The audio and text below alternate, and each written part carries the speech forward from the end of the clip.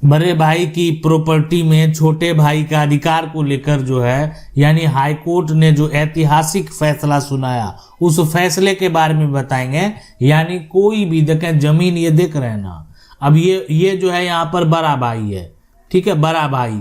अब ये यहाँ पर जो है वो छोटा भाई है, लेकिन बड़ा भाई का जो संपत्ति है उसमें छोटा भाई का अधिकार होगा। अब ये अधिकार कब और कैसे होगा ये आप जरूर जान लीजिए। यानी बड़ा भाई क्या कहाँ से संपत्ति लाएगा? देखें ये होता है कि बड़ा भाई के पास जो संपत्ति है, जो ये जमीन है, ये सारा जमीन है, ये जमीन है, ये जमीन है, जो भी जमीन है, उसमें छोटा भाई जो है कभी भी अपना क्या कर सकता है, हक का दावा कर सकता है। लेकिन कुछ कंडीशन है, और क्या क्या कंडीशन है ये कंडीशन भी आप जरूर समझ लीजिए। अब देखें बड़ा भाई क्या करता है, बड़ा भाई का जब विवाह हो जाएगा तो वो जब अपनी जो है प्रॉपर्टी जब वो खरीदते हैं तो क्या करते हैं, अपनी पत्नी के नाम से खरीद लेते हैं, अपने नाम से नहीं। इसलिए इसका जो मेन रीजन क्या है कि बड़ा भाई मान लेते हैं बाहर रह रहा है, कहीं कमा रहा है, उनकी नौकरी है, और वो जो है उनको लगता है ना ऐसा कि देखेंगे वो अपने पत्नी के नाम से प्रॉपर्टी को खरीद लेगा। और मुख्य कारण जो है ये होने वाला यही है, वो है ज्वाइंट, यहाँ पर ज्वाइंट में रहना, यानी ज्वाइंट फैमिली, यहाँ पर ज्वाइंट फैमिली की प्रॉपर्टी। तो ज्वाइंट फैमिली जो प्रॉपर्टी है ना, वही आपका क्या है, एंसेस्ट्रल प्रॉपर्टी भी है, यानी पैतृक संपत्ति भी हुआ। अब एंसेस्ट्रल प्रॉपर्टी यानी जो है पैतृक संपत्ति में तो सभी का कानूनी अधिकार है, सभी का बराबर का हक है। तो बड़ा भाई जो है पत्नी के नाम से अगर प्रॉपर्टी खरीद लेंगे तब तो फिर एक तरह से ये पत्नी पैतृक संपत्ति पर दावा नहीं कर सकती है। पत्नी जो है मान लेते हैं वो उनके पैतृक संपत्ति पर किसी प्रकार का कोई दावा नहीं होता है।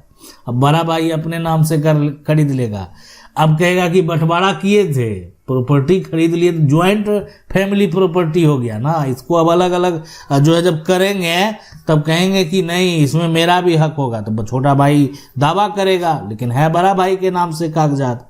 तो छोटा भाई जब दावा करेगा तो बड़ा भाई को एक एक जो है साबित करना पड़ जाएगा कि वो प्रॉपर्टी अपने नाम पर कैसे खरीदे, कितना पैसा दिए, कहाँ से लाए उतना पैसा, है ना, आप कौन सा नौकरी करते हैं, और पैसा कब और कैसे दिए जो जिससे आप प्रॉपर्टी को खरीदे हैं। यानी बहुत सारा जो है ना सवाल जवाब होगा।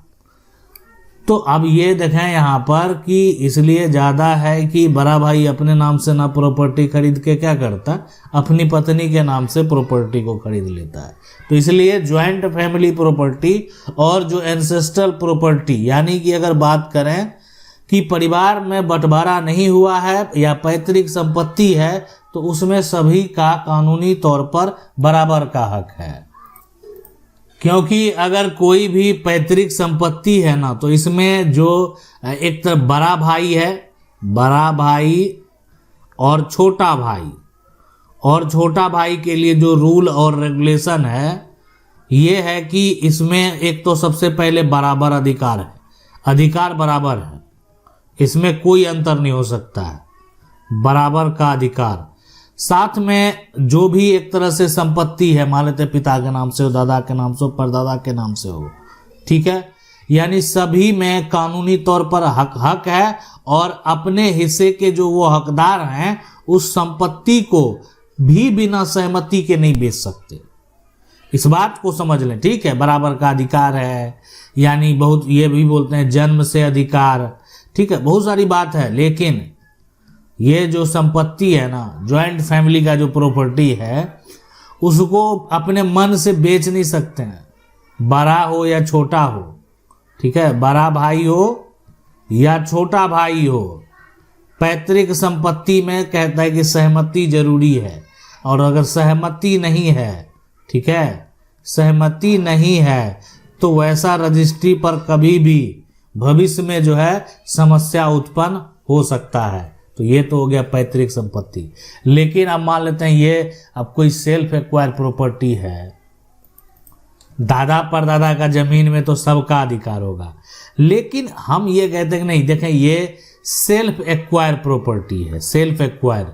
अब यहाँ पर ये जो है एक्वायर्ड प्रॉपर्टी इसको बोलते हैं, यानी जैसे खुद से जब कमाते हैं ना, कोई प्रॉपर्टी जमीन मकान बनाते हैं, खुद से कमाए, कहीं बाहर मान लेते नौकरी करते थे, या जैसे भी कमाए, वहां से पैसा कमाए, पैसा जमा किए और अपनी कमाई से जो है कुछ प्रॉपर्टी बनाए। तो सेल्फ एक्वायर प्रॉपर्टी की बात होती है। इसका जो मालिक होता है, एक यहाँ पर मान लेते हैं एक मालिक हो गया। अब ये जमीन है, ये जमीन अब दो आदमी के नाम से भी दर्ज है, तो आधा का मालिक एक होगा और आधा का मालिक एक होगा। तो सेल्फ एक्वायर प्रॉपर्टी जो है ये अपनी मेहनत से कमाई है, अपनी यहाँ पर मेहनत से कमाई, यहाँ पर कमाई संपत्ति बोलते हैं इसको। अब है कि अपनी मेहनत से तो कमा लिया संपत्ति। अब यहाँ पर बड़ा भाई का क्या होगा अधिकार, ठीक है, यहाँ पर बड़ा भाई का क्या होगा अधिकार। तो ये छोटा भाई कमाया है, कोई अधिकार नहीं होगा, लेकिन बड़ा भाई जो है अपनी कमाई से ये संपत्ति को क्या किया, खरीद लिया है।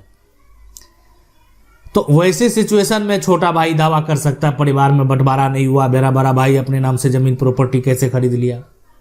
यानी छोटा भाई जो है उस सिचुएशन में दावा कर सकता है, हिस्सा जो है मांग सकता है, ठीक है, लेकिन तब नहीं मांग सकता मान लेते हैं कि जब ये खुद की कमाई से ही सारा पैसा लगा है और बड़ा भाई के पास साक्ष्य है, ठीक है, साक्ष्य है, ठीक है। अब ये कहीं अपनी नौकरी करते थे, इनको जो फैमिली वाला पैसा है, ज्वाइंट फैमिली वाला पैसा है, उससे कोई लेना देना नहीं था। अपनी ये स्वेच्छा से जो है ना, अपने एक तरह से अपनी कमाई से जो है वो प्रॉपर्टी को खरीद लिए।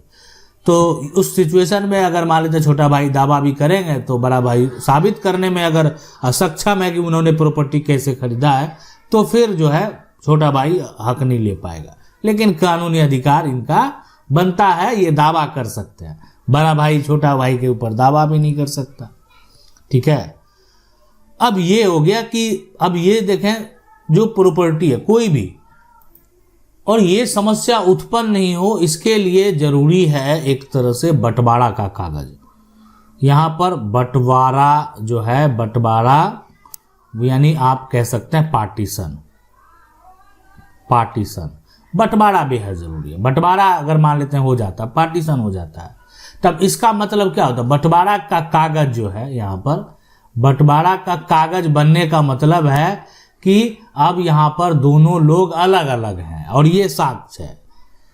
तो यानी भविष्य में ये कागज दिखा दिया, देखें हम दोनों अलग अलग हैं, हम अपना आप जो करें कोई लेना देना नहीं है, ठीक है, कोई दिक्कत नहीं है, करना चाहिए।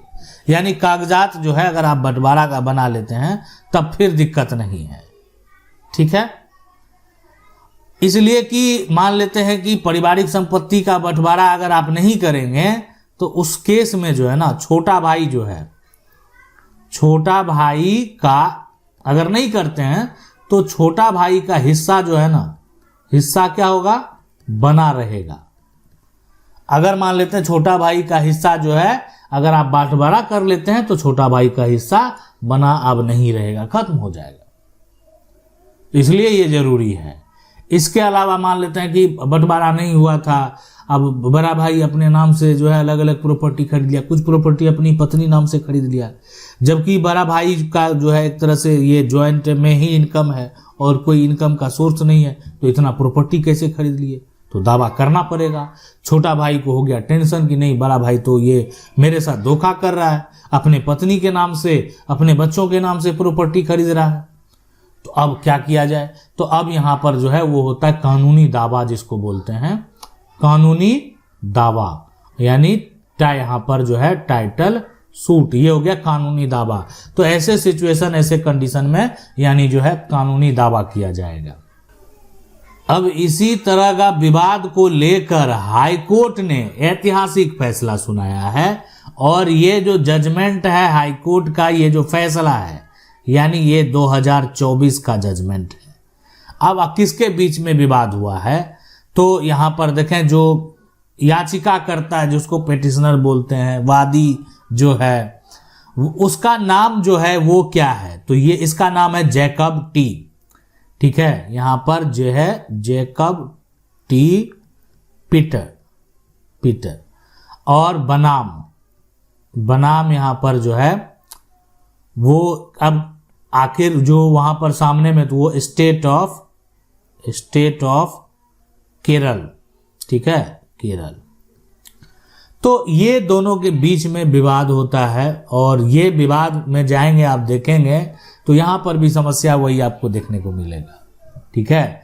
तो ये यहाँ पर जो है जैकब टी जो है पीटर ये याचिका करता है, एर्नाकुलम का ये मूल निवासी है और यहाँ पर जो है ये इनको समस्या हुआ एक तरह से, और जो इन्होंने दावा किया उस दावे में जो है एक तरह से कि गलत वसीयत, मान लेते हैं भाई जो है परिवार का सदस्य जो है एक तरह से गलत वसीयत बिल बनवा कर क्या कर लिया कि जैसे होता है ना कि जमीन का म्यूटेशन करवाने के लिए जो है दावा कर दिए हैं कि एक तो विल बना लिया और विल के आधार पर वो क्या कर रहा है, जमीन का म्यूटेशन जो है एक म्यूटेशन नामांतरण जो है के लिए आवेदन दे दिया।